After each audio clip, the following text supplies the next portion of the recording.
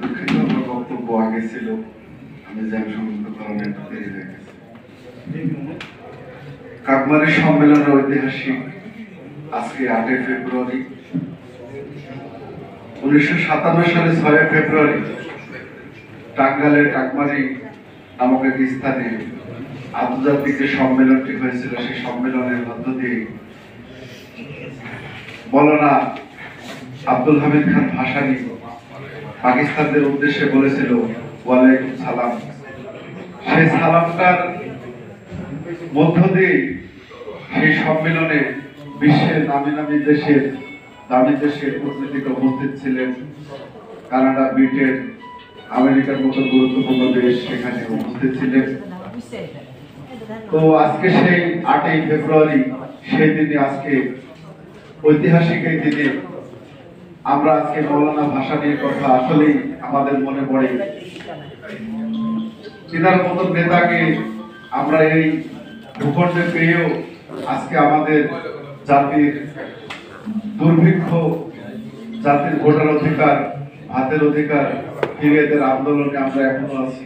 সে মৌলানা ভাসানীর আজকে সে 8 ফেব্রুয়ারি ঐতিহাসিক কাকমারি দিবস উপস্থিত। আজকে অনুষ্ঠানে সম্মানিত সভাপতি, জাতীয় নেতৃবৃন্দ, ভাষা অনুসারী পরিষদের কেন্দ্রীয় নেতৃবৃন্দ সহ অন্যান্য সবাইকে ধন্যবাদ জানাচ্ছি।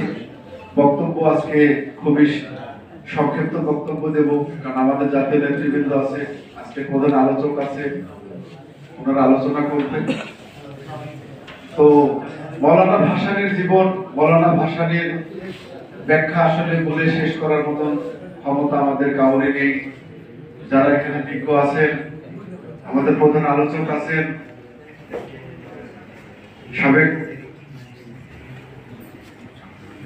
সাবেক ছাত্র নেতা, সাবেক মন্ত্রী, চেয়ারম্যান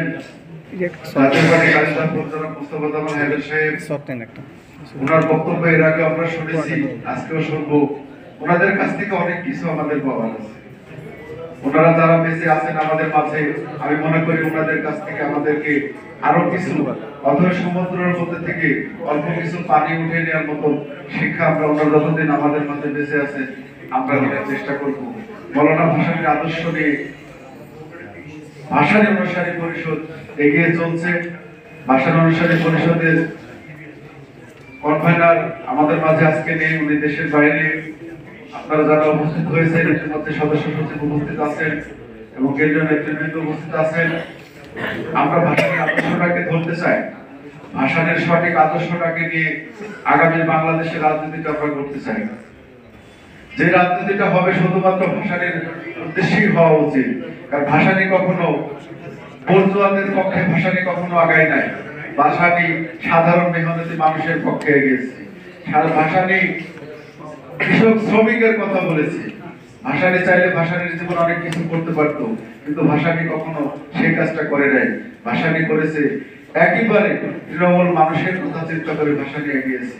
আমরা সেই ভাসানীর আদর্শটাকে ধরার চেষ্টা করব এবং আগামী বাংলাদেশে ভাসানীর আদর্শটাকে প্রতিষ্ঠার জন্য আমরা লড়াই সংগ্রাম করব।